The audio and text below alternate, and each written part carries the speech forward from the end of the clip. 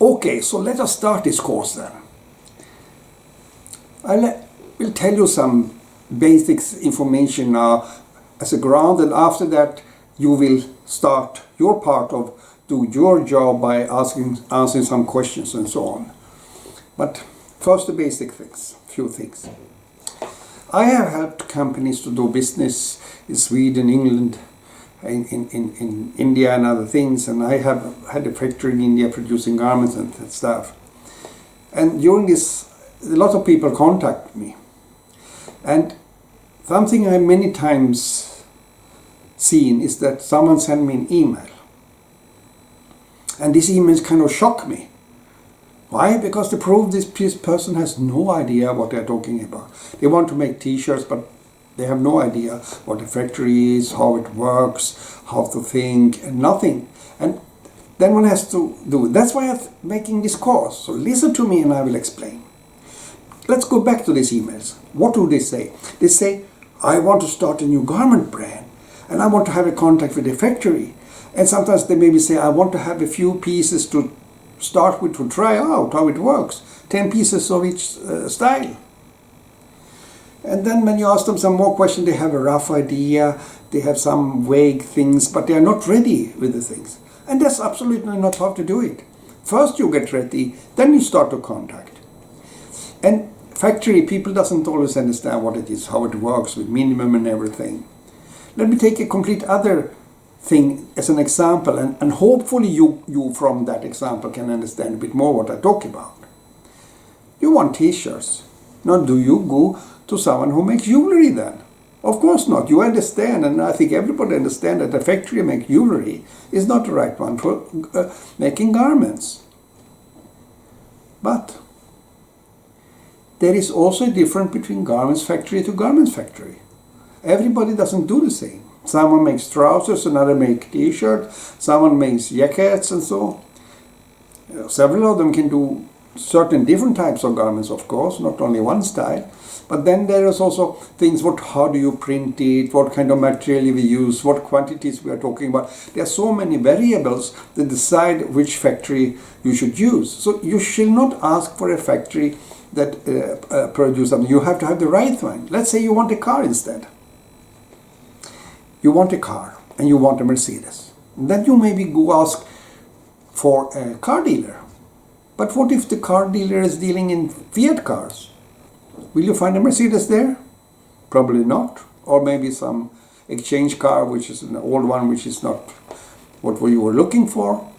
You have to get a Mercedes dealer to get the optimal choice for a Mercedes car you want to buy. And the same thing is when you are doing garments. If you want to do t-shirts, you don't need a garment factory, you need the right garment factory.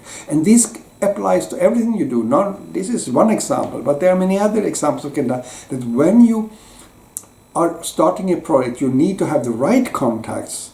Not just a contact, is someone dealing something similar or maybe something totally wrong.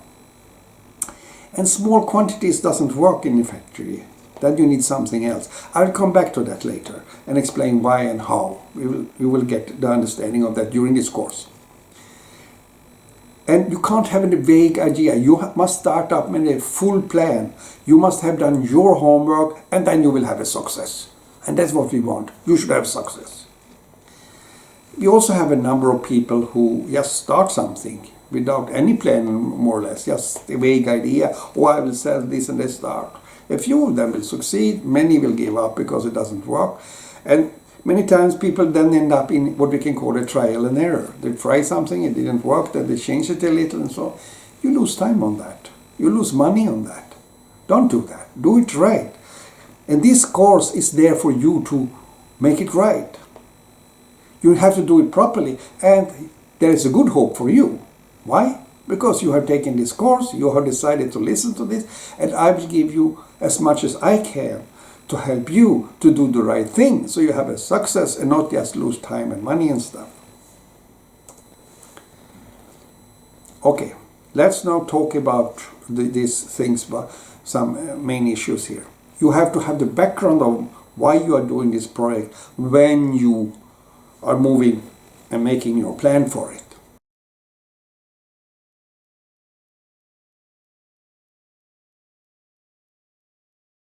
The first thing is, why do you start this company or project? Maybe you have lost your job, or you didn't get a job in the first place, or there can be things like that. Or maybe you want to change the way you live right now and do something else. Maybe you have a brilliant idea that you think this I should do, that will go well. Or you made an invention and you want to put your new product on the market. Or someone told you you should do it, or whatever it is. There can be many reasons. And this is important. When you make your plan, you have to adapt the plan and your ideas to the fact, why do you start this? What is your background? What is you going to do?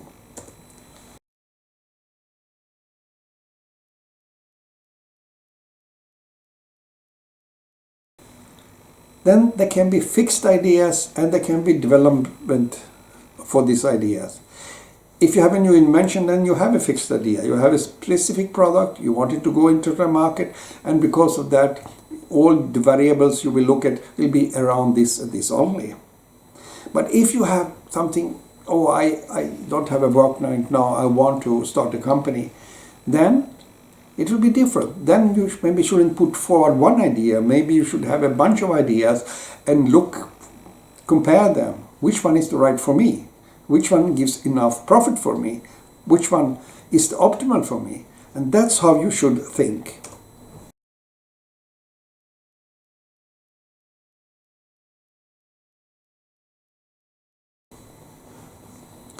What is it you want to achieve is also a question. We talk about activities and economy. If you take activities, maybe your achievement is you will open up an online shop and you will be the leading shop for pregnant women. You will have garments for them, you will have all kind of stuff that they need and so on, and maybe some books they need to read and so on. So that's your idea. Then you have put out something what you want to achieve. Or money-wise, maybe you are doing this, then you have to earn enough with money. So you have to put the minimum earnings also in your back head. I want to achieve so and so much money every month.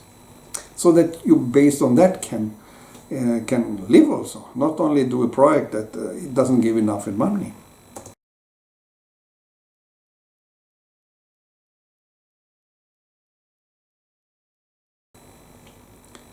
And then we have the size of the project. Economically, of course, how much investment is there, how much turnover, so this is things that also comes during the process, but this is something you need to take in consideration. And then we have the organization. Is it only you or other people around you inside this company or project? But then you have also a number of other people around it. You have suppliers maybe, you have customers definitely, maybe you need advisors, maybe you need other people around to help with different things, but you will not do everything, most probably. So you are not in a vacuum also, you have to think of what's around you, where are you, how will the things, so you can optimize your project.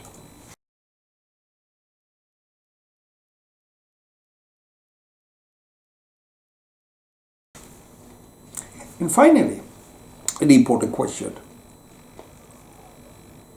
Are you the right person for this project?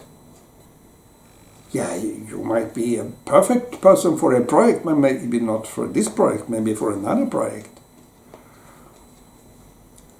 Or maybe you have a good project idea that it's better someone else take care of.